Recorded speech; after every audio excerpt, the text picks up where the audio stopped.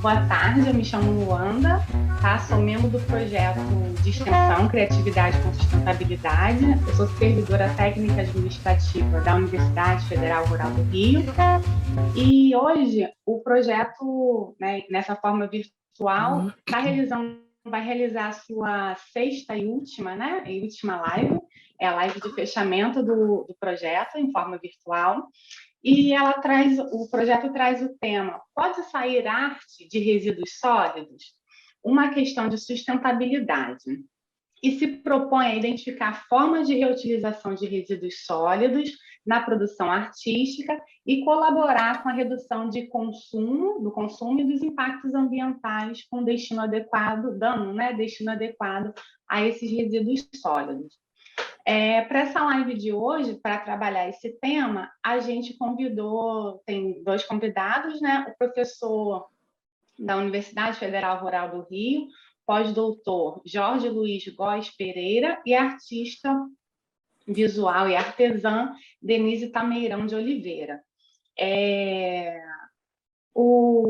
Eles vão se apresentar um pouco mais, mas o Jorge é nosso chefe, né? Atualmente chefe do Departamento de Economia Doméstica e Hotelaria, e é professor do programa de pós-graduação em Educação Agrícola, que pertence ao IA, lá na Universidade Federal Rural do Rio também, lá na Rural. E a Denise, ela é licenciada, recém-licenciada, né, em Belas Artes pela universidade também, e desenvolve atividades como artesã voltada muito para a costura criativa. Então, eles vão estar falando um pouquinho do trabalho deles e, ao final, a gente abre para algumas perguntas, né? Os interesses. Então, Jorge, vamos começar pelo Jorge? Consuelo, podemos? Eu não sei se o Jorge tem uma apresentação. Pode ser, Jorge? Você me ouve? Vocês me ouvem? Posso. Ouvimos, sem problema.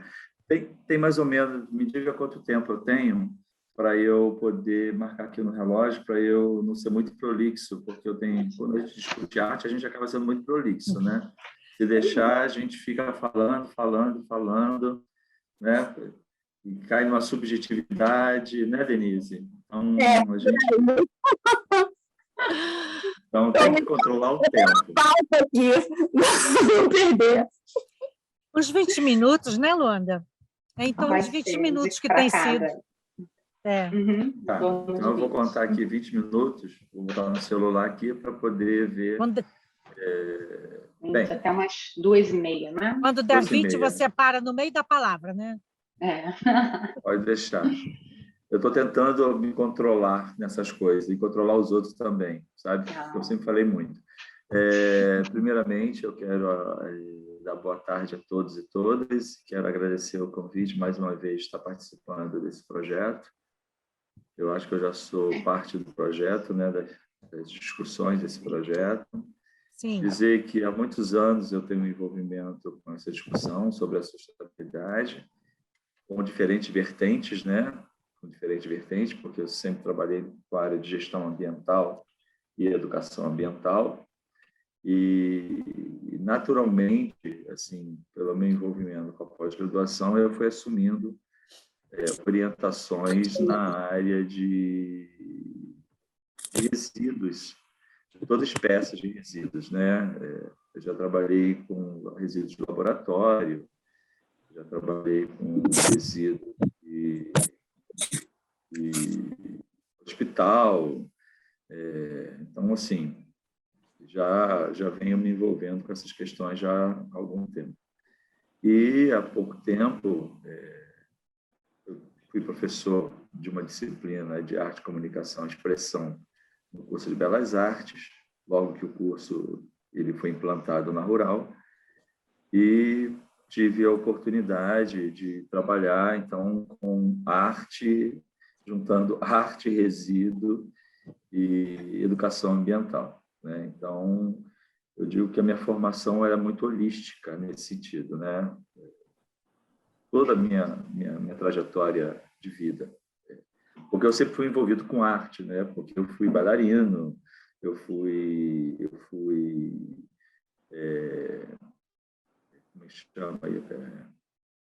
Me faltam as palavras, né? Eu fui aderecista de escola de samba, eu fiz teatro durante 16 anos, estudei música, então eu sempre tive uma proximidade muito grande com arte.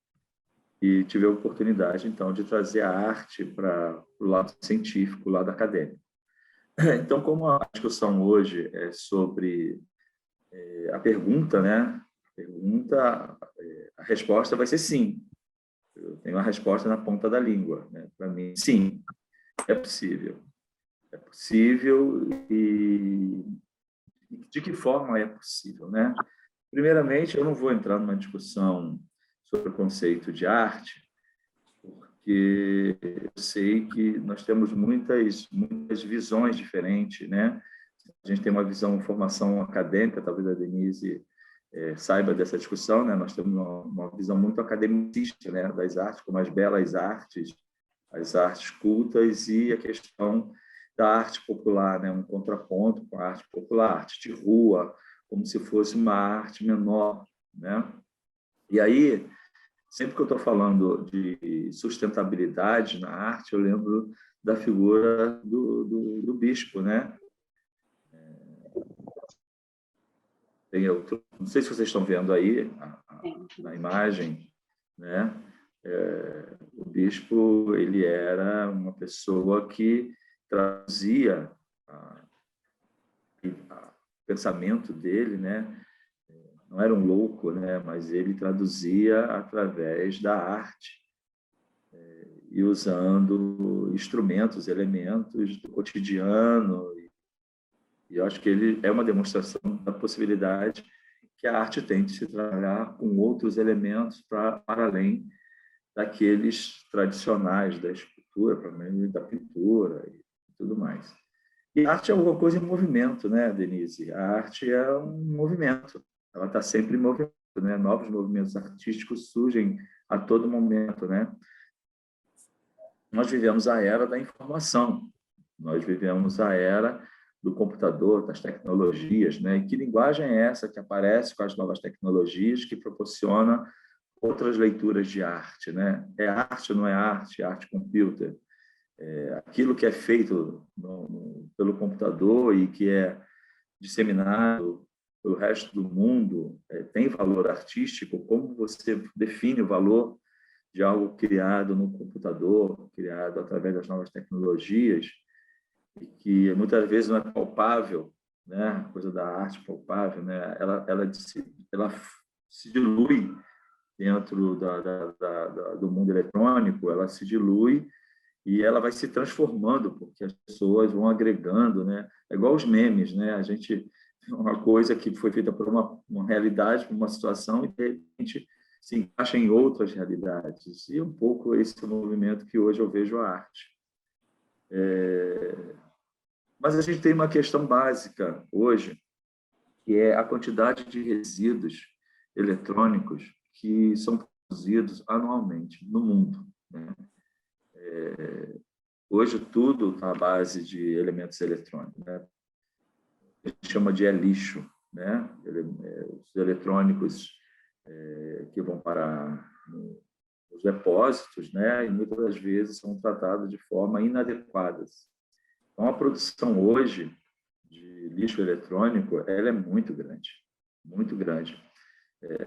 Até dentro das universidades, dos institutos federais, a gente tem uma discussão quanto se compra e se renova de equipamentos eletrônicos todos os anos nas universidades, nos institutos federais, e você não tem na instituição um protocolo de tratamento de resíduos eletrônicos, né? Como esse material ele é armazenado, como ele é descartado, como é que ele volta naquilo que a gente chama de logística reversa, né? Quem é responsável pelo descarte final desse material, desses equipamentos. Então, é um novo desafio que está sendo colocado, né, para o mundo, de um modo geral, né?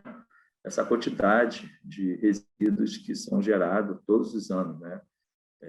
Essa é uma informação de 2017, né? O Brasil gera 194 milhões de toneladas de lixo por dia, a maioria é reciclável, segundo os dados do IBGE. Na verdade, tudo que pode ser reutilizado e reciclado deve ser chamado de resíduo, né? E apenas o que não tem mais possibilidade de reutilização e reciclagem é que deve ser considerado lixo. Então, lixo é aquilo que a gente não pode transformar mais em nada. O descarte, geralmente, é a disseminação, né? Fogo, né? Não existe outra forma dele ser incinerado, né? A incineração, porque não existe outras formas de você descartar esse material. Então, a gente tem que ter muito cuidado quando a gente fala de resíduo e de lixo, porque resíduo sempre pode ser reutilizado ou voltar para a cadeia produtiva, né? A gente vê aí as latinhas, a gente vê outros elementos que hoje voltam para a cadeia produtiva e que, então, não são lixo, né? E muitos resíduos são descartados de forma completamente equivocada na natureza. Então, o que a gente vive hoje, né, é a era dos descartáveis, né? Nós vivemos a era do consumo, nós somos a sociedade do consumo, né? E, ao mesmo tempo que nós somos a sociedade do consumo, vivemos a era dos descartáveis, né? É engraçado que, quando eu falo isso na aula de pessoal de hotelaria, sustentabilidade em hotelaria, eu falo que tudo hoje se transformou em descartável, né? Até as relações sociais, as relações amorosas, tudo parece desaparecer no ar com muita facilidade, né? A gente tem menos certeza das coisas e a dúvida parece que é o que garante as relações, né? Então, nada mais é certo, nada mais é garantido. E aí, nós temos dados, eu não vou entrar em detalhes, mas temos dados do lixo pela ONU, são milhões e milhões de toneladas de produtos de lixo e de resíduos, né? Que a gente acompanha a questão da sustentabilidade, a gente vê o impacto ambiental que esse material ele causa à natureza. Existem ilhas do Pacífico que se transformaram em depósitos de lixo de outras nações, levado pelo mar, né? Que verdadeiros paraísos naturais, que hoje enfrentam. Eles não produziram aquele lixo, não produziram aqueles resíduos, mas eles acabam recebendo pagando a consequência de um consumo em países desenvolvidos que o mar leva, né, para essas ilhas do Pacífico. Então, há cenas de populações inteiras limpando as praias paradisíacas de resíduos e de lixos produzidos em outros lugares, né? Então, a questão ela é um problema global, ela não é um problema local, né? E a solução ela está em torno da questão do consumo, né? Então, hoje tudo é muito facilmente transformado em resíduo, né? Facilmente transformado em lixo. Então, a gente tem uma obsolescência acelerada muito grande, e esse processo se acelera cada vez mais. E a gente sabe, quem trabalha com tratamento de resíduos, né, sabe que todo esse material que é produzido, ele não é utilizado da mesma forma no seu processo de descarte ou de reutilização. Então, todo o tratamento é diferenciado, e isso envolve recursos, né? A criação de uma usina de tratamento de resíduos não é algo barato. Um município sozinho não tem condições de criar, um pequeno município não tem condições de criar uma usina de tratamento de resíduos. É preciso um boom de municípios para poder gerir uma quantidade maior, porque é um grande investimento. E toda a lei do CONAMA, né, da Política Nacional de Resíduos, ela coloca a necessidade de todo município ter uma usina de tratamento de resíduos sólidos, né? Então, o grande desafio que nós enfrentamos é como, diante da nossa capacidade humana, da nossa criatividade humana, é fazer com que a gente aproveite cada vez mais, se utilize cada vez mais dos resíduos, fazendo com que esses resíduos eles voltem para a cadeia produtiva, ou, se eles não podem voltar para a cadeia produtiva, que eles sejam finalizado da forma mais adequada possível. Tá?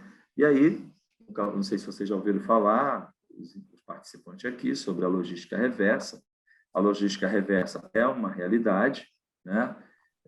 Por exemplo, a questão dos pneus, né? O retorno dos pneus. Hoje, o descarte final dos pneus, os pneus estão se transformando em qualquer outra coisa no seu descarte final, porque eles voltam para o setor produtivo.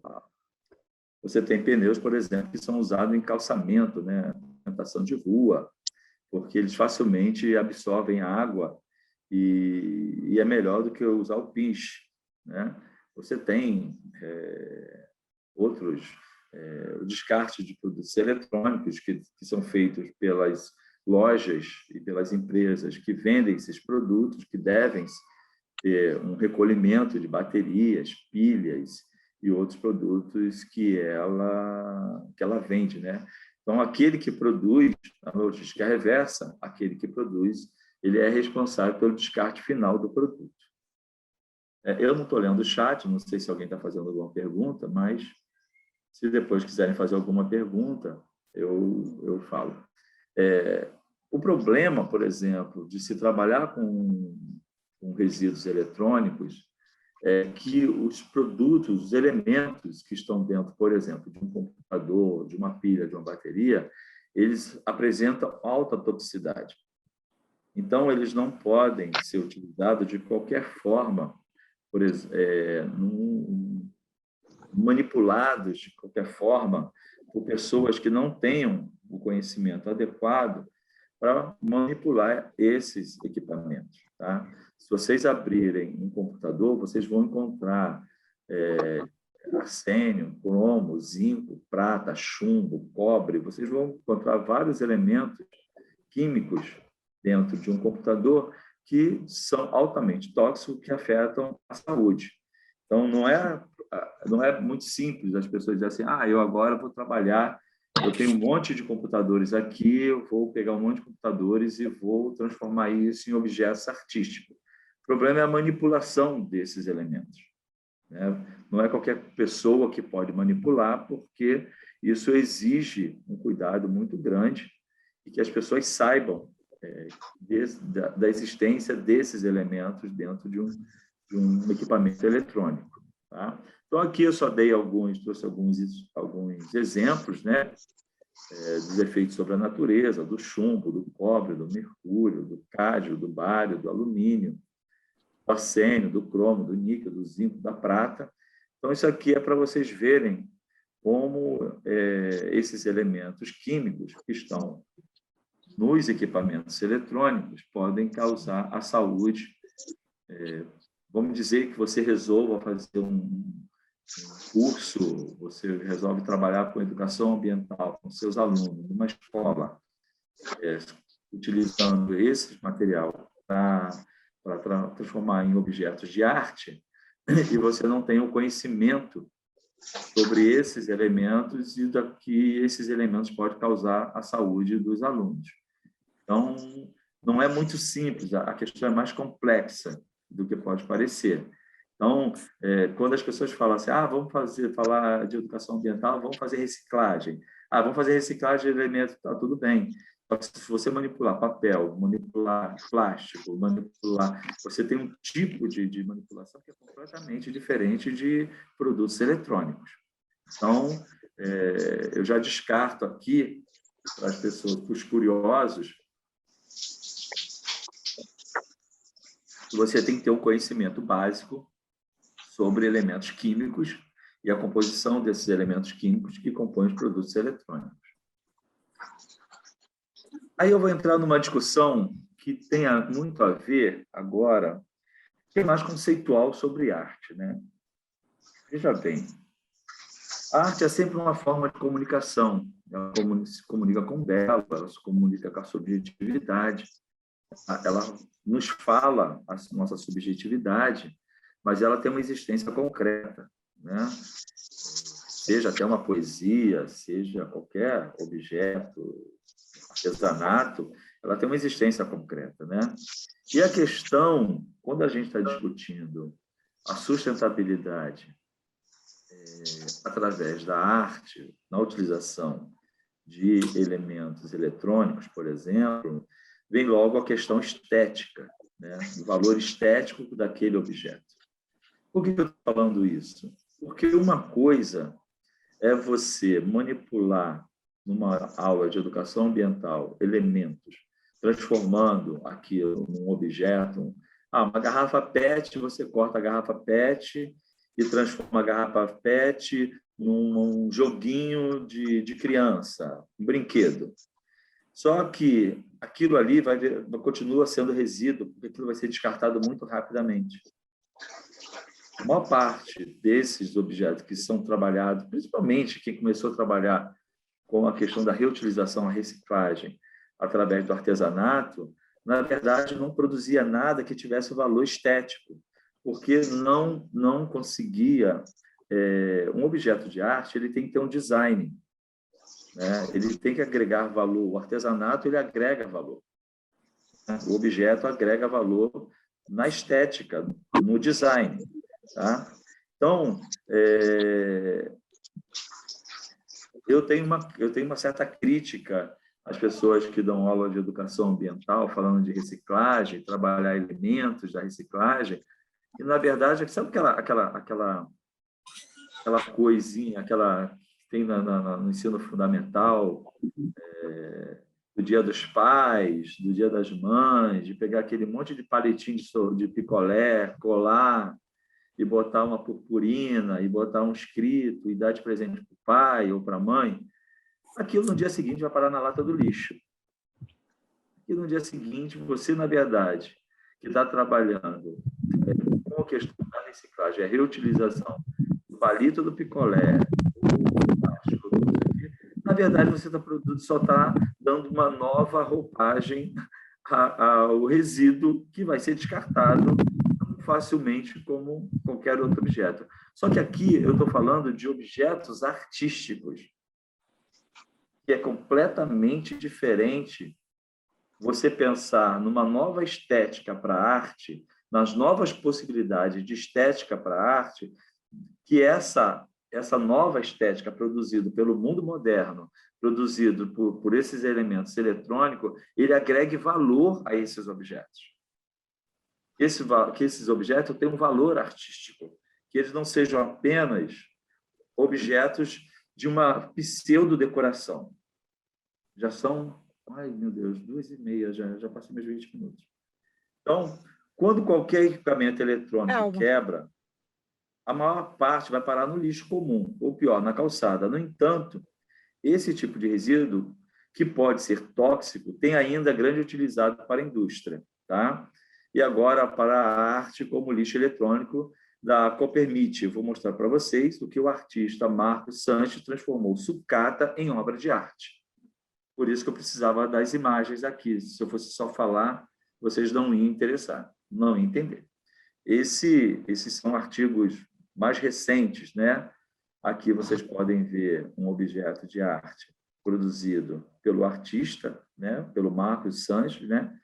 Onde ele transforma equipamentos quebrados em obras com lixo eletrônico, os quais eles são enviados pela Copermit, tá? Pela cooperativa. Aqui é ele trabalhando, é o artesão trabalhando no seu ateliê, tá? E aqui você vê a transformação, e ele está trabalhando com aqui são elementos eletrônicos, tá?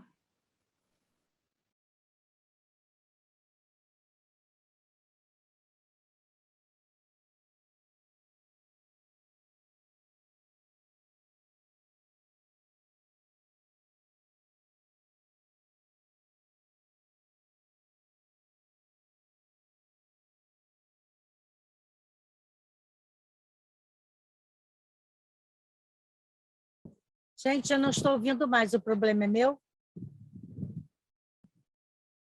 As pessoas sobre essa quantidade de resíduos que são produzidos, né? Então, ele tenta, através ele busca, né? Na verdade, não tenta, ele busca, através da sua obra de arte, e focar a utilização desses elementos eletrônicos, dando uma ênfase na crítica à sociedade moderna, que é a sociedade de consumo. E aqui nós temos algumas obras de arte dele. Aqui as pernas do Flamingo são feitas de material de barbear, como vocês estão vendo. É um objeto artístico, tá? É um objeto de arte, porque tem design, tem estética. Aqui nós temos um galo, né? Se vocês notarem, as penas do galo aqui são feitas de escova de dente. Escova de dente. Aqui o sapo, que é a obra mais famosa dele, né? O sapo. Também é todo feito de material eletrônico, de resíduos eletrônicos. Aqui tem a águia. Também as asas da águia é feito com... Acho que é com escova de dente também. E aqui, para encerrar, se vocês observarem esses bonecos, eles são feitos de elementos eletrônicos. E eu não sei quem é o artista, eu achei na internet, mas achei tão bonitinho esses bonequinhos, esses 3 bonequinhos, que eu queria encerrar, então, a minha fala aqui, mostrando como é possível você trabalhar com arte, sustentabilidade, né? A arte na linha da sustentabilidade, utilizando resíduos eletrônicos, com todo o cuidado necessário e agregando estética, design e o belo, né? Que cá para nós, eu acho tão bonitinho esses produtos eletrônicos, os artesanatos. Bem, eu vou parar por aqui. Se vocês quiserem fazer alguma pergunta, depois a gente abre, então, para o debate. Para eu não me demorar muito, já passei 5 minutos e eu não queria atravessar muito tempo, tá bom? Obrigado, Luanda, obrigado, Denise, que deve falar em seguida, e Consuelo e os demais presentes.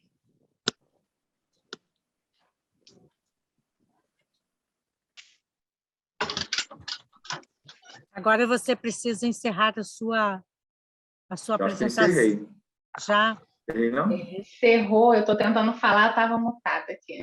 Encerrou. Agradeço ao professor Jorge, encerrou, né? Sim. Agradeço ao professor Jorge a palavra. Eu vou dar agora a palavra para a Denise, para a artesã Denise, e em seguida a gente passa para as perguntas ou comentários. Eu vou pedir só uma coisa, gente. Tem muita gente com o microfone aberto. Vamos tentar fechar os microfones para não atrapalhar, tá bom? Pode. A palavra, Denise. Denise, não está. Denise? Agora abriu. Pode começar. Tudo bem, gente? Boa tarde. Como o Jorge falou, né, às vezes é difícil a gente falar pouco, né? Quem trabalha com arte tem um monte de coisa, minha cabeça ferve só de falar. Então, meu nome é Denise Tameirão, sou recém-formada pela Rural em Belas Artes, licenciatura, e eu busquei essa graduação mesmo por conta da minha própria profissão, que eu já estava trabalhando já há muitos anos pela Prefeitura de Itaguaí, como professora de arte, pintura, costura, e eu sempre fui encadernadora, fazia cartonagem, sempre de tudo um pouco. E eu busquei exatamente essa questão de conceituar, e o que é artesanato, o que é arte. Então, elas sempre me perguntavam, porque fica numa linha muito tênue, né? O artesanato, ele é artístico quando ele tem um design. Então, já tirei uma dúvida aí, né, da galera, porque foi um estudo aprofundado que eu fiz, junto com a graduação da universidade. Fiz muitos trabalhos como convidada aí do próprio projeto de sustentabilidade, e nesse sentido eu também me aperfeiçoei com algumas matérias, né, de complementar, que a gente faz dentro da universidade, como eu fiz de reciclagem de papel no Instituto de Floresta, e dei oficina também de papel reciclado, e com tudo, assim, com a proposta que eu tive, né, da professora Consuelo, de para fazer a oficina, né, buscando o reaproveitamento dessa questão da sustentabilidade e vendo que no próprio instituto, né, do ICHS havia sobras de papel e a gente fez uma coleta de resíduos sólidos, o que é resíduos sólidos, e fomos fazer essa pesquisa, e o grupo todo do projeto foi estudar para saber, e foi que eu cheguei a construir uma oficina de bloquinhos, reutilizando os papéis que haviam, junto com os resíduos de papelão, embalagens de café, de sucrilho, essas coisas assim que a gente estava tentando eliminar. A gente tem uma conscientização aqui em casa, né, que a gente deve ter cuidado com esse lixo, como tudo aí que o Jorge falou, esse resíduo, assim, ele tem alguns resíduos, como o papel e o papelão, eles são reaproveitados nas próprias indústrias. É pensado nessa tal logística que ele contou aí, que como que esse material que eu estou produzindo, uma empresa de sucrilho, eu vou pegar essa caixa de papelão, ela vai voltar para mim, eu vou reciclar e vou continuar fazendo papelão. Só que com essa ideia de todo mundo reutilizar, houve um boom. E eu sofri esse boom no sentido de que eu tinha uma pizzaria e eu tinha que comprar caixa de embalagem. As caixas de embalagem chegaram a um preço máximo, e o papelão chegar a um preço absurdo, porque não tinha mais papel para ser reciclado.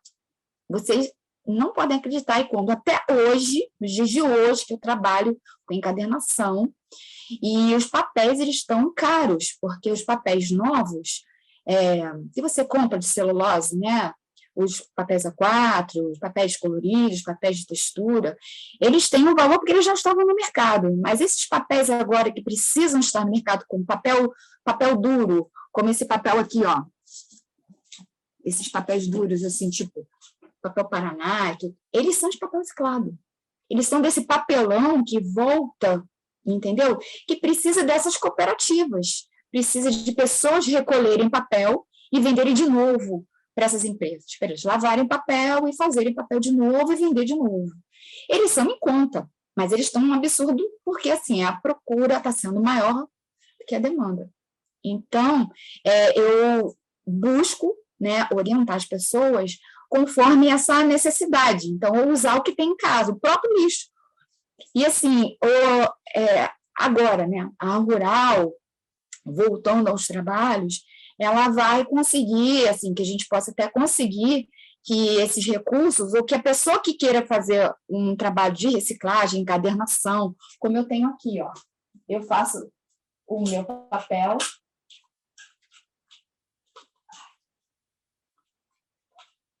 Ai, que escrevi. Aprendi tão bonitinho.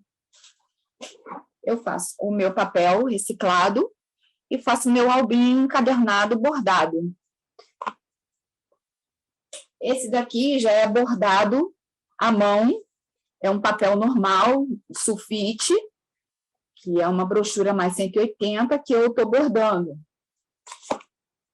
Tem esses papéis reciclados, que eu aprendi a fazer e que eu ensino, que são diferenciados. Tem o reciclado bordado, que eu também faço, ele é bordado, é costurado. Assim, fica um trabalho mais voltado para a arte, mas é artesanato, é artesanal porque é manual, entendeu? Então, pegando esse gancho que a gente pegou aí do Jorge, existe um artista carioca chamado Coco Barçante. Ele criou um museu do artesanato e ele trabalha exatamente com esse material tecnológico.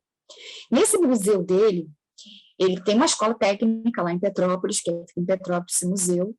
Ele fez, né, um estudo sobre que materiais desses tecnológicos que você pode trabalhar em sala de aula.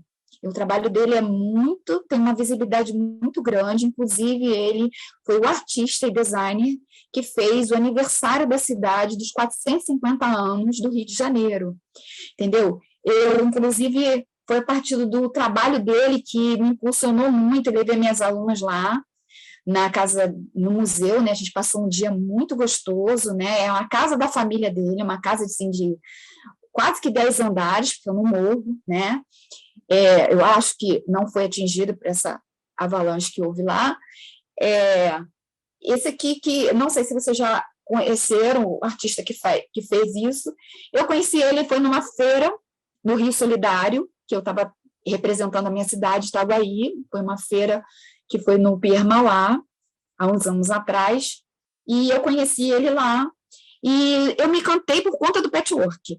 Ele pega retalhos, todas as sobras, então ele trabalha só com sustentabilidade, em todos os tipos de material que vocês possam imaginar.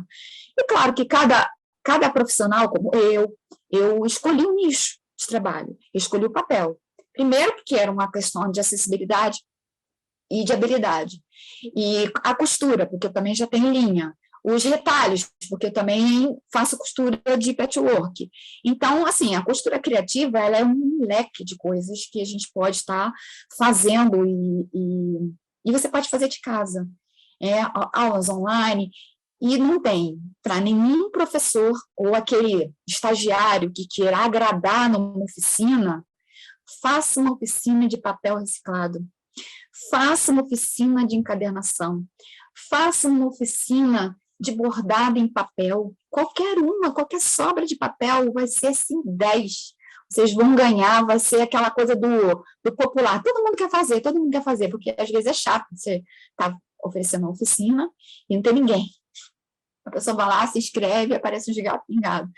Não vou falar para vocês que desmotiva um pouco, mas assim, é bem legal quando tem bastante gente, que você pode estar, como foi a oficina da proposta de sustentabilidade, que eu tive encheu pra caramba, e a gente teve umas patrocinadoras, que foi uma das patrocinadoras foi a professora Consuelo, que cedeu alguns tecidos do seu acervo, para a gente poder fazer as capas bonitinhas. Eu não tenho todos os cadernos que a gente deixou no projeto, ela deve ter aí, e, sei lá, pode mostrar aí, que eu não vou ter como mostrar aqui, mas, assim, existe também essa questão, respondendo a questão da live, né?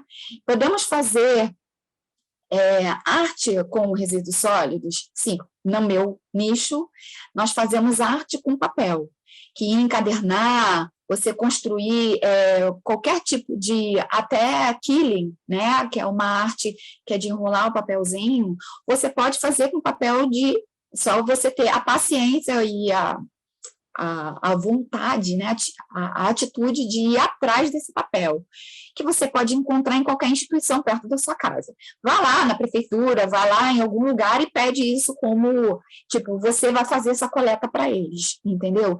E às vezes eles não sabem como descartar. Às vezes eles descartam até numa trituradora. E o que eles fazem com aquele saco triturado? Já fica bom para você levar para casa para fazer reciclado. Olha que beleza. Então, assim, existem várias possibilidades. Essa ideia de arte sustentável, ela começou nos anos 2000. Houve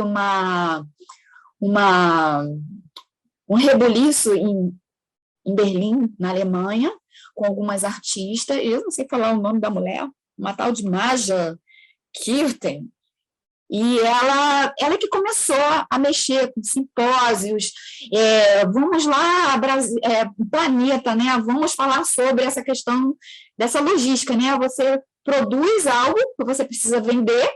Aí, ó, o professor Consuelo mostrando para a gente alguns trabalhos que a gente fez lá na oficina, com os bloquinhos de papel de reaproveitamento de embalagem. Isso. Todo encadernado, de primeira, com todas as orientações direitinho, quer dizer, quem quiser fazer com papel novo também pode, mas foi todo reaproveitado, o bloco ficou de primeira, de qualidade, pode ser presenteado, pode ser vendido, entendeu? E eu acho que, assim, todo mundo aprendeu, levou para a vida, tá? Porque eu acho que, assim, não só a questão de levar para a vida a questão do próprio ensinamento do reaproveitamento, como também a técnica, né?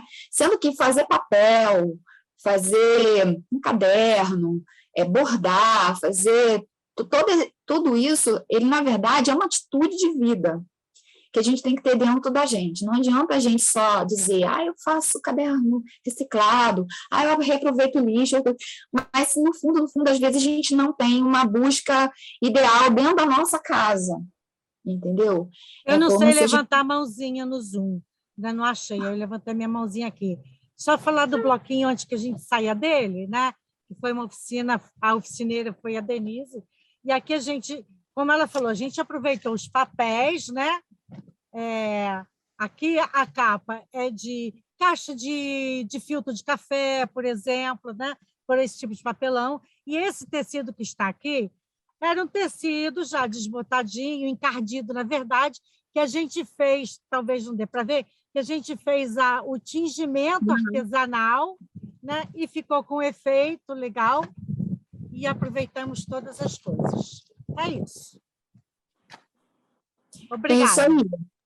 Nada, muito obrigada a você por ter mostrado, porque a gente fez vários tipos, a gente fez pegamos os tecidos que tinha lá na sala de costura, nós fizemos uns trabalhos a professora Consuelo, que já tinha lá, que tinha feito com os próprios alunos, né, na questão das técnicas da matéria, de tingimento, de vários tipos de técnica para poder modificar o tecido, né, e a gente aproveitou isso para encapar. Eu posso dizer para nós que trabalhamos com arte, a questão da aquarela no tecido, aquarela no papel, pegar esse trabalho, encadernar, repor, e assim, fica um trabalho artístico nesse sentido de reaproveitamento, entendeu?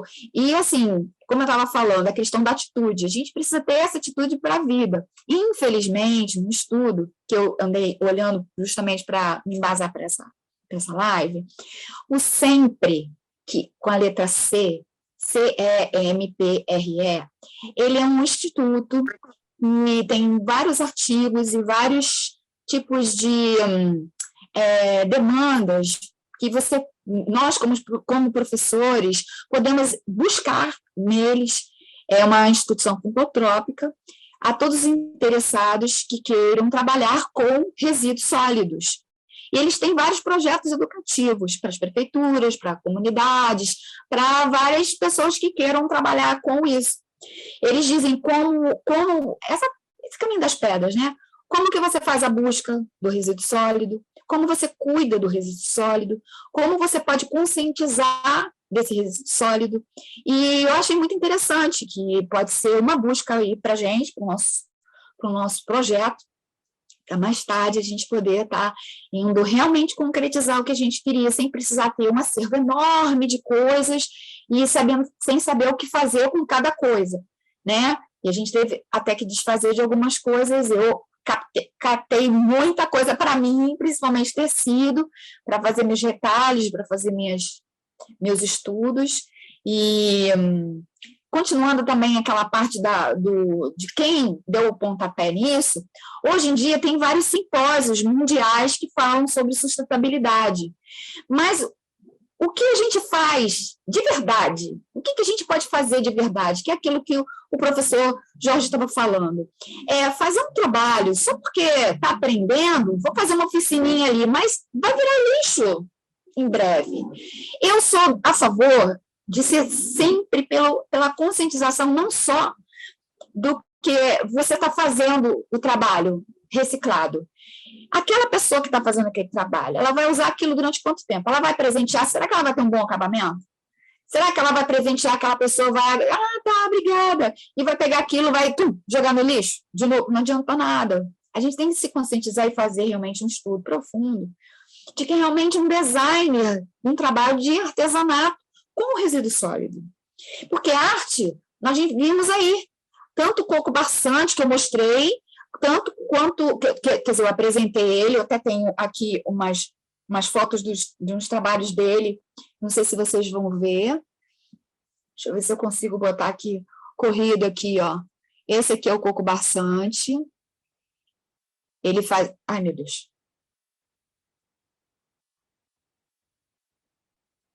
ele tem Museu do Artesanato, ele faz uns trabalhos muito lindos.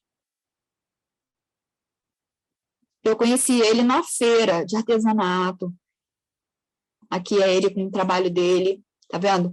Isso aqui dentro é uma garrafa PET que serve de embalagem para essas blusas aqui. Essas blusas aqui que eu comprei, veio dentro de uma garrafa PET. E ele faz isso com as mulheres da comunidade Santa Marta, entendeu? Elas que ajudam ele a fazer esse trabalho. É, na verdade, uma sublimação, tá? De uma arte dele, que é o artista, e depois elas vêm e fazem um bordado aqui, ó. Isso aqui é um bordado, tem um relevo bordado. E eu achei fantástico, uma ideia fantástica. Isso, hoje eu faço no papel.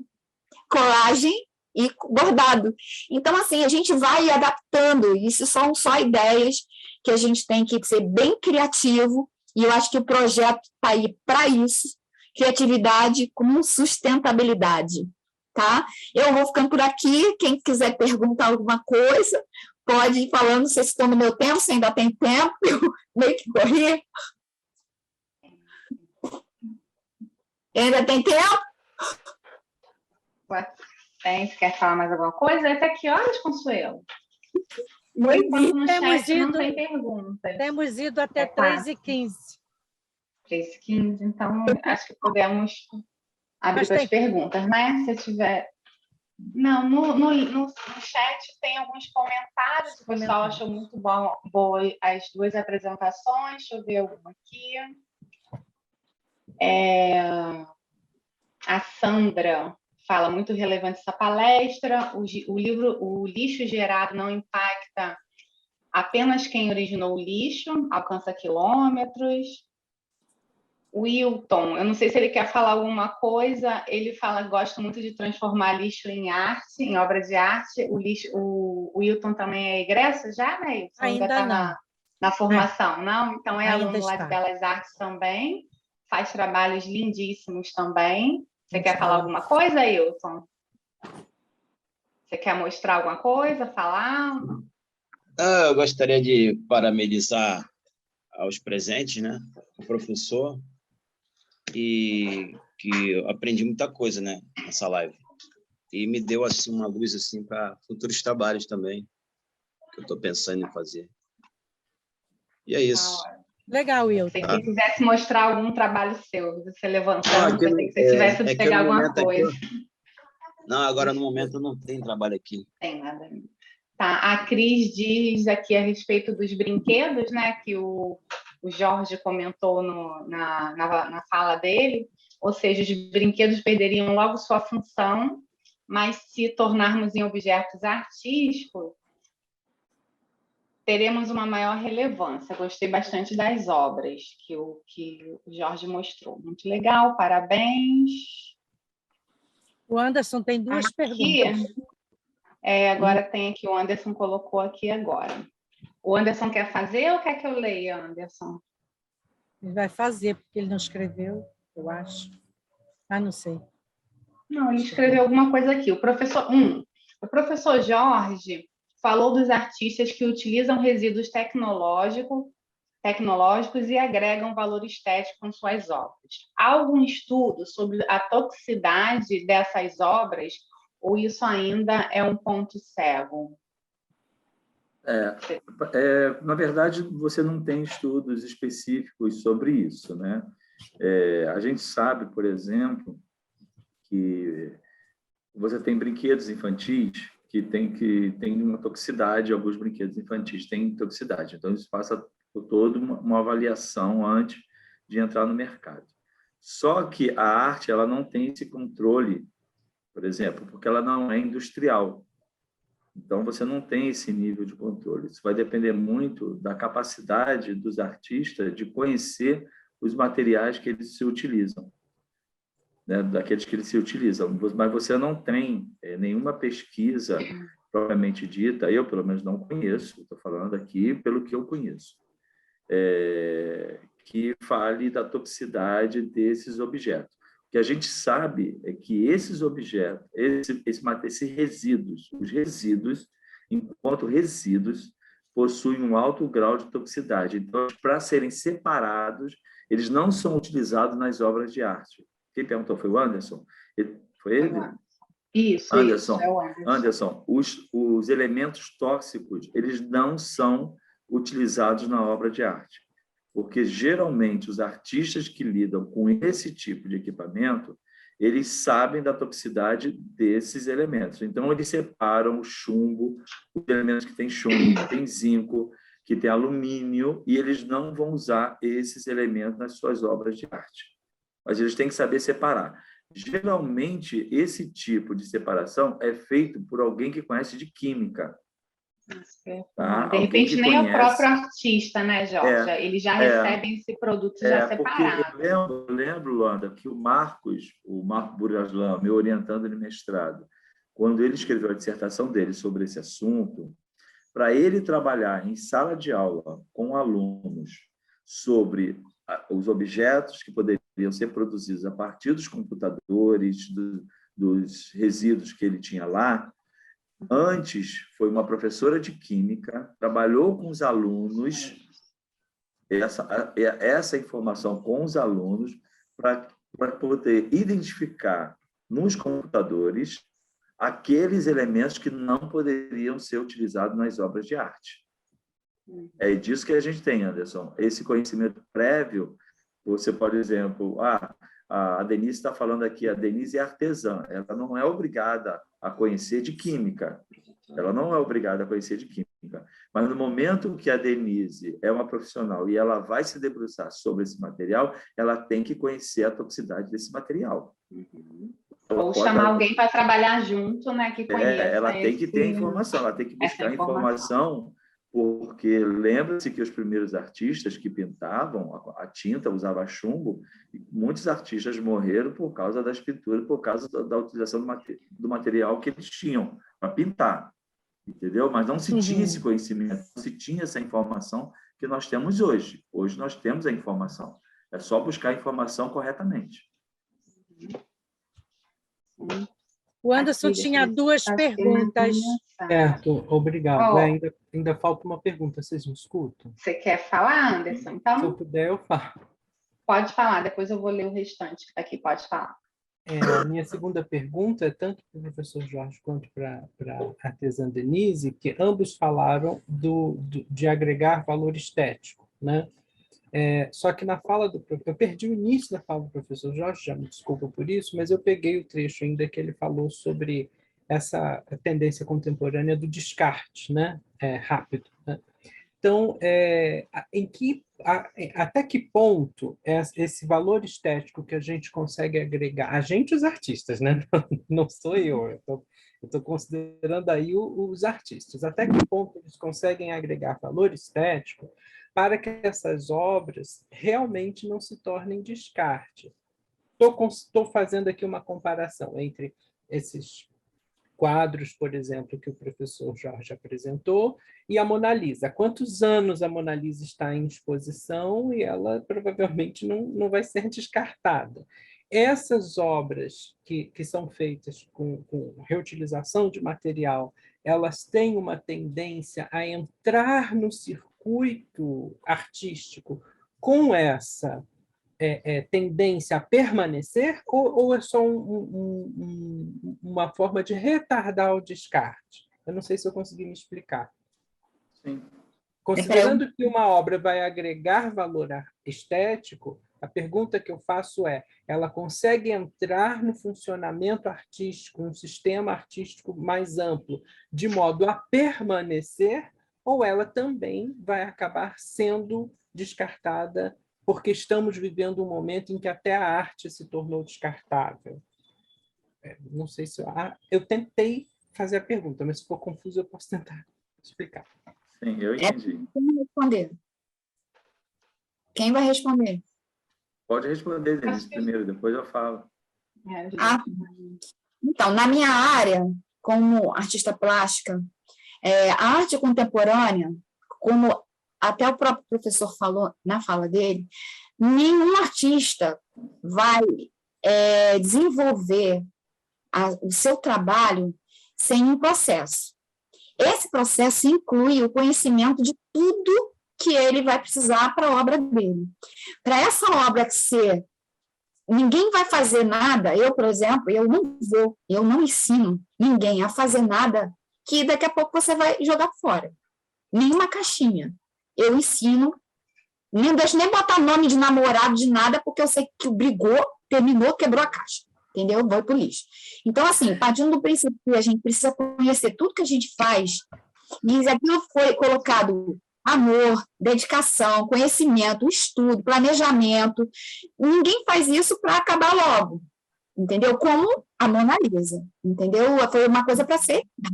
A gente sabe lá, pegar fogo, mas, assim, é uma coisa à parte. Mas os trabalhos que foram feitos, que o professor mostrou, tanto quanto o Coco Barçante fez, já existem lá, ele tem 40 anos de carreira. Tem trabalhos dele com essa idade e com materiais reciclados. Agora, precisam ser lavados. Eu, por exemplo, sou uma pessoa que adoro água, meto água. Se uma coisa ficou com poeira e eu não puder limpar, uma coisa que pega poeira, que fica ao ar livre, que não pode pegar chuva, então você não fez um trabalho bom, no meu ponto de vista. Porque todo design, pessoa que faz algum trabalho desse, ele pensa nesses detalhes todos antes. Qual o tempo de durabilidade desse material? Por exemplo, o papelão, dura de 3 a 6 meses. Você vai fazer uma arte no papel, não pode pegar chuva, umidade, não pode pegar nada disso. Você vai ter que preservar isso ao máximo. Papel reciclado, então, ele pode durar 2 meses. Então, você tem que ter todo o cuidado com o trabalho que você faz. Aí você fez um trabalho artístico lindo, bordado, lindo, maravilhoso. E aí, caiu uma gota de água ali de um copo de água, ferrou. Então, não é um trabalho que é feito para durar. Respondendo essa pergunta, esses trabalhos de arte, design, eles são, sim, planejados e pensados por quem faz, para que eles durem. Qualquer trabalho de arte contemporânea que você vê por aí, sem ser instalação é uma arte momentânea. O artista quer expressar a sua opinião do momento, acerca de algum assunto, ele vai lá, faz uma exposição ou por uma exposição, e vai lá e faz aquela coisa de momento. Mas tudo precisa ser muito conservado. E mesmo que aquele produto que ele fez vai ser muito sensível, ele tem que proteger ele se ele quiser que dure. Então, vai muito do que você quer para aquilo. Nem tudo tem um objetivo, como você está falando. Tipo, a Mona Lisa fica dentro de um museu, do Louvre. Fica lá, dentro, toda protegida. Luz, tem uma luz especial, tem conservadores, restauradores no museu que fazem a limpeza para que a gente possa manter. Eu fiz restauração e eu sei, então hoje eu me preocupo, todo artista, designer que faz algum trabalho desse, ele se preocupa com a questão da restauração, conservação e restauração do seu trabalho. Então, eu vou procurar o quê? Existe um verniz seco que eu posso botar no meu papel para ele durar mais? A gente sempre vai pensar por esse lado. E aí fica aqui, eu não sei se respondi a sua pergunta, aí o professor Jorge fala a opinião dele. Não, eu acho que eu vou na mesma direção, Denise. Eu só quero complementar no sentido, a pergunta do Anderson. Primeiramente, aquilo que a gente tem que ter muito cuidado de dizer o que é agregar valor estético, né? Porque a arte é atemporal. Então, assim, a gente tem movimentos artísticos que acontecem e que permanecem, e aquela ali se torna atemporal, como a Denise deu o exemplo da pintura aí da Mona Lisa, ela se tornou atemporal. Ela é bela, ela tem valor estético e ela passou pela história e continua com valor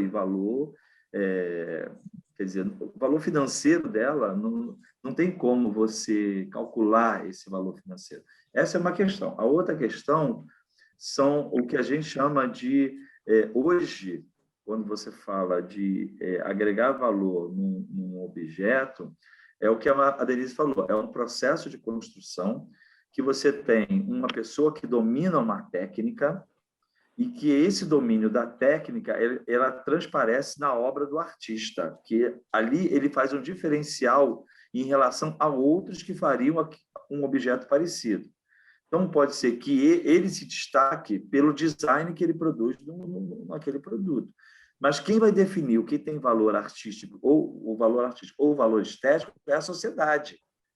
Nós vivemos hoje, nós vivemos a era da sustentabilidade, que as pessoas falam. Quem é que vai comprar esses objetos? Quem é que vai consumir esses objetos?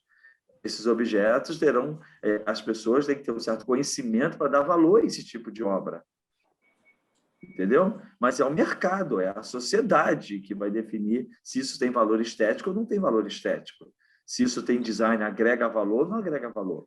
Para você entrar numa galeria, entendeu? E comprar um objeto, e aquele objeto custar R$5.000, ou você ir numa feira e o objeto custar R$300, R$200, isso tem um diferencial que quem vai definir se tem valor ou não é a sociedade, é quem está comprando. Se aquilo lhe fala, se aquilo a pessoa conhece de arte e se aquilo ali faz parte de um processo. Eu toquei em Bispo do Brasil. Se você falar, aquilo que o Bispo do Brasil fez, então podia jogar fora quando ele morreu? Porque é um monte de botão costurado num casaco. E por que permanece, por que está lá e tem um valor? Porque representa o momento, representa uma subjetividade, representa a loucura, o tratamento da loucura, a forma. Então, tem todo um valor por trás do objeto de arte, entendeu?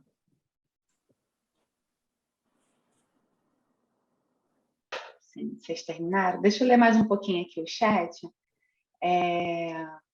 Depois da pergunta do Anderson, o Wilton coloca aqui o Instagram dele, tá? @WiltonArt, quem quiser conhecer o trabalho dele, só acessar. Tá? A Beli tá aí? Tá? Reciclo plástico limpo, colocando dentro de garrafas PETs iguais. Em breve vou fazer um banco com garrafas, ficam bem compactas, já juntei 8 garrafas em 3 anos. A Érica coloca que ela gostou da apresentação, mas ela está em trânsito. Estou em deslocamento, ruim será interagir com vocês, mas gostaria muito de poder pesquisar a respeito. Fiz o curso técnico de artesanato na IFRJ Belford Roxo e atualmente estou cursando gestão ambiental na FAETER, de Paracambi. A Maria falar sobre essa junção, 2 paixões na minha vida, ela coloca contato, a gente vai fazer contato com ela, então. Aqui, por enquanto, é isso. Consuelo, ninguém pergunta mais nada, mas alguém quer fazer alguma pergunta? Eu lembrei que eu tinha uma aula aqui. Isso aqui, por acaso, professor, isso aqui é amianto, não é? Sim. Isso aqui é filtro de vela. Sim. Filtro de vela é amianto? Que legal. Acho que não, amianto é cancerígeno, produz asbestose. Acho que para isso aí não é uma outra cera, né? Aí eu peguei e falei, vou jogar fora, vou fazer uma arte. Esperei secar, aí usei a lápis com aquarela. Eu não sou químico para te definir que elemento é esse. Na verdade, eu sou mais economista e antropólogo do que outra coisa. Então, sim, eu sou um curioso que... se você chegar para mim... É como, por exemplo, olha, vou te dar um exemplo muito simples. Quando eu bordava para a escola de samba, quando eu bordava roupa para a escola de samba, aquilo dava um trabalho enorme, fazer aquele bordado. Era um trabalho muito meticuloso. Era uma técnica que poucas pessoas têm por causa da posição das plumas, da posição das penas que você tinha que botar. E aquilo, quando fosse para a cabeça, aquilo não podia sair do lugar. Aquilo tinha que ficar naquela posição. Cara, eu sofria para fazer e aquilo não tem valor nenhum estético a não ser o valor do carnaval. Aí você perguntar, isso é obra de arte ou não é obra de arte? Olha as fantasias de carnaval. São verdadeiras obras de arte. Mas é uma arte momentânea, que ela tem uma vida curta. Aí depois vai para o lixo. Ali, quando termina o carnaval... quando termina o carnaval... Não vão para o lixo. Aí você se engana. É que hoje, a indústria do carnaval, eles aproveitam tudo depois do desfile. Agora, né? Porque antes eles deixavam lá mesmo na Praça 11. Sim, sim, Tudo hoje. entulhado lá. Mas a visão Você hoje pegar é uma outra, né? fantasia, você pegar uma fantasia de carnaval antigamente, que custava, que pesava 40, 50 quilos numa destaque, ela custava um apartamento, ela custava um carro, Eu entendeu? trabalhei em carnaval, trabalhei 4 anos na Imperatriz, na Grande Rio, e eu via lá, as pessoas iam lá para comprar fantasias, só para desfilar lá no topo, né? Sim. E a gente tinha que Então, decorar a saia da costura, tinha todo o processo de pintura de arte em cima da alegoria. e é uma manifestação, se você pensar em quantos artistas que estão em torno daquilo ali, você pode dizer assim, mas é uma arte efêmera, ela só existe naquele momento. E antigamente, como a professora falou, parte desse material ele se perdia. Hoje, tudo é reciclado. Porque hoje você tem que ter o cuidado de reaproveitar todo o material o máximo possível, porque isso tem um custo para as escolas de samba. Então, esse processo, assim, é arte ou não é arte? A fantasia é uma arte ou não é uma arte? Então, um vestido de Coco Chanel, não sei o quê, é arte ou não é arte? Porque é moda, mas é arte ou não é arte? Então, essa discussão que a Denise falou, é difícil você definir. Quem é que vai dar valor estético? Não tem um conceito também. Não tem um conceito. Não tem conceito, não tem como a gente conceituar a arte. Eu penso. Não tem como. A arte é muito pessoal, é muito individual, é muito do pensamento. Você atribuir valor a isso, você atribuir valor a uma coisa que é abstrata, ou ela tem valor sentimental para você, ou ela fala a você e você paga aquilo porque ela fala a você, ou você olha para aquilo e você, eu nunca daria R$5.000 num objeto desse. Você não dá porque você não tem, entendeu? Porque não faz parte do seu mundo. Entendeu? É isso. Se você ganhasse milhões, 5.000 não seria nada. Seria nada. Entendeu? Exato. Não seria nada. Acho que é por aí. Eu queria mostrar aqui um projeto que participa lá um dos alunos também do nosso projeto, né? O Alan, que é do curso de Belas Artes também. Esse projeto acontece lá acho que é Queimados. É um sarau solidário da geladeira literária. Eu queria, não sei se vou tentar mostrar igual a Denise mostrou. Vê se vocês acham que isso, vê se aparece. Seria, vai lá, é um videozinho. Se seria arte. É do professor, não tem som não, tá? Eu tirei. É do professor Castellano. Ele está vinculado à prefeitura, está de Queimado, e ele convida artista para estar pintando essas geladeiras, que não funcionam mais, obviamente. A parte de trás eles tiram toda, então é só essa carcaça da geladeira. E eles colocam essas geladeiras em praças públicas, tem outras aqui, em praça pública e com livros. Então, eles pedem para as pessoas retirarem um livro, então é arte com educação aí, né? Retirar um livro e colocar outro livro ali. Vocês considerariam isso arte também? É também para o nosso visual?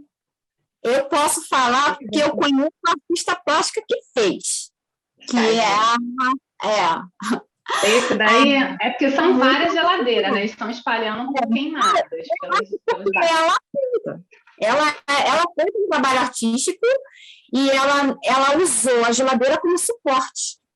Então, a arte dela atraiu, entendeu? Para o que era o objetivo do projeto, do livro. Aí você entra, abre a geladeira e lê um livro. É muito bacana, já tem algum tempo já esse projeto, né? Acho que tem mais de 3 anos. Tem 3 anos já. Que ela publicou... Aí o que eu achei interessante, que eu estava pesquisando agora aqui no Instagram, é que eles retornam para ver como... Eles só não jogaram essa geladeira lá e não tem nenhum cuidado, né? Uma manutenção. Eles retornam para ver como essa geladeira está, se está sendo utilizada realmente como devido, né? E tem essa manutenção. Aí a artista é a Shirlene. É, uma das artistas, né?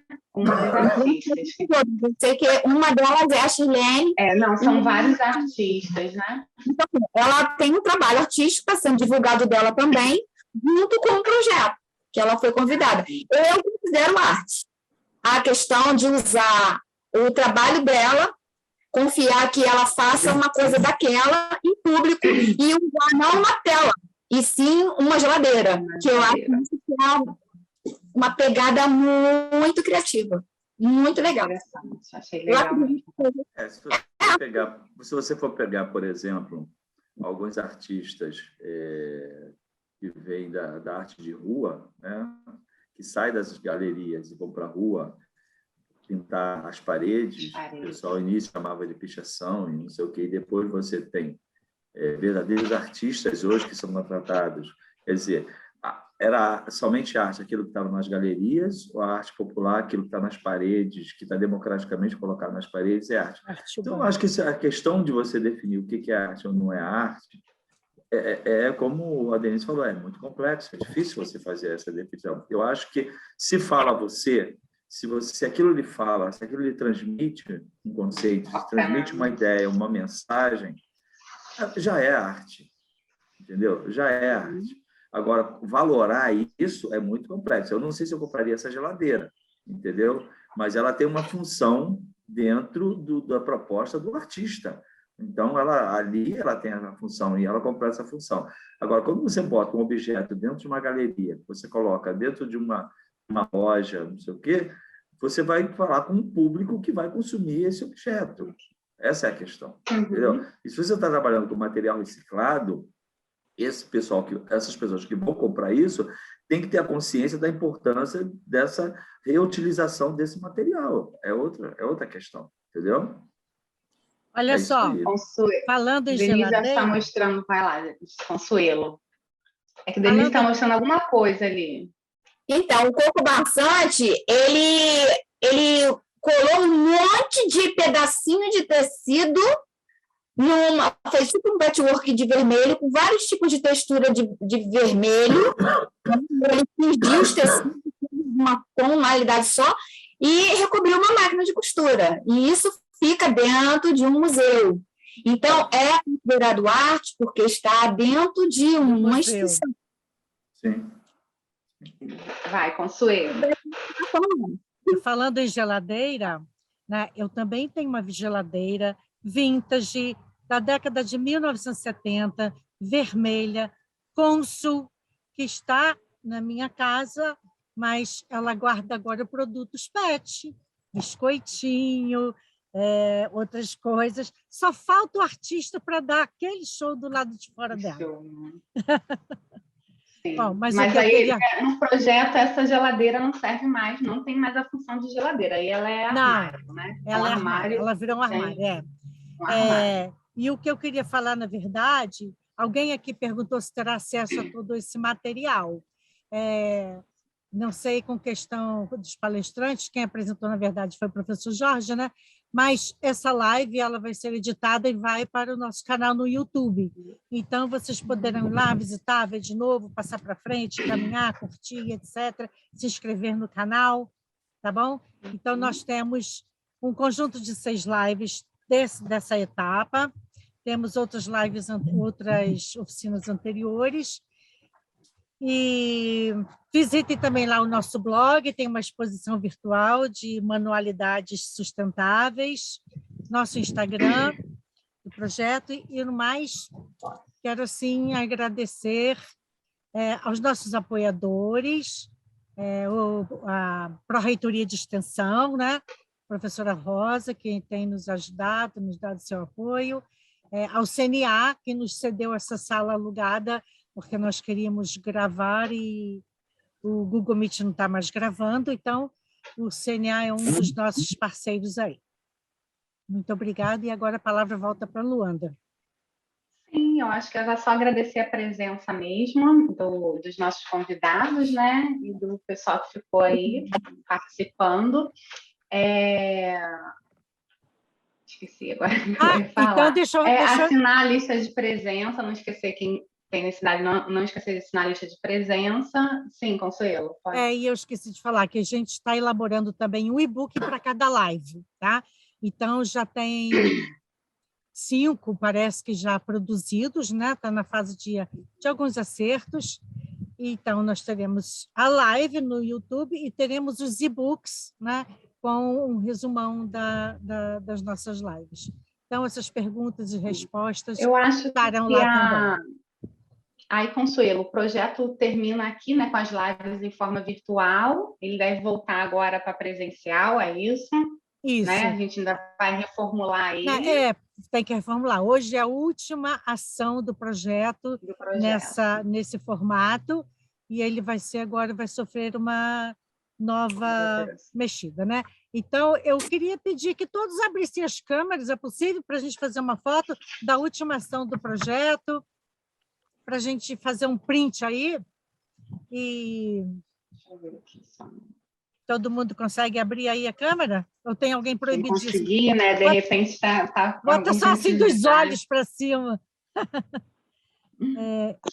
Boa tarde. Eu sou aqui o filho do Wilton e ele saiu aqui de casa para resolver um probleminha. Depois ele volta. Tá bom. Tá ótimo, tá bom. Tá, obrigado. Eu acho que pode ir. 1, 2, 3 e sorriam. Oi. Oi? Fiz aqui.